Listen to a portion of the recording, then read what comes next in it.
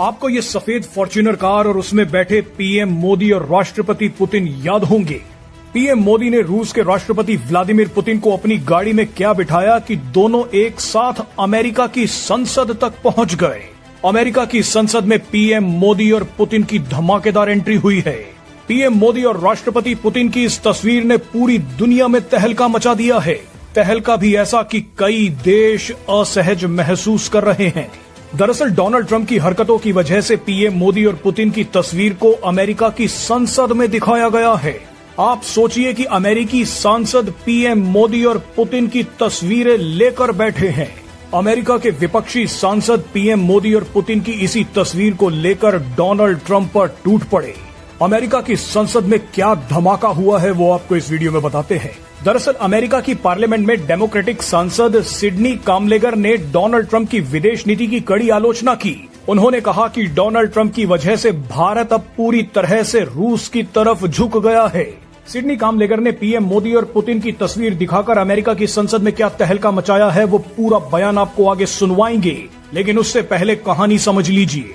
Sydney कामलेगर जब Donald Trump को कोसते हुए भारत और रूस की दोस्ती का जिक्र कर रही थी, तभी उनके पीछे बैठी एक महिला ने अचानक पीएम मोदी और पुतिन की सफेद फॉर्च्यूनर में खींची गई तस्वीर को अमेरिका की संसद के सामने रख दिया।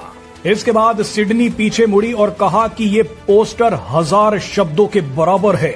इस तस्वीर के ऊपर लिखा था कि डोनाल्ड ट्रंप की फॉरेन पॉलिसी फेल हो गई है।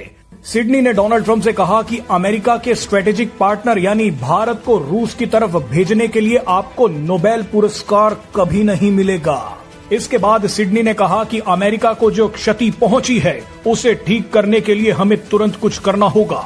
बताइए, पीएम मोदी और पुतिन की इसी तस्वीर को देख डोनाल्ड ट्रंप ने अपनी खोखली अकड़ को और ऊंचा करते हुए भारत के चावल पर टैरिफ लगाने की धमकी दे दी। लेकिन अब इसी तस्वीर को लेकर अमेरिका के विपक्षी दल डोनाल्ड ट्रंप पर टूट पड़े हैं। आइए आपको सिडनी कामलेगर का ये बयान सुनवाते हैं।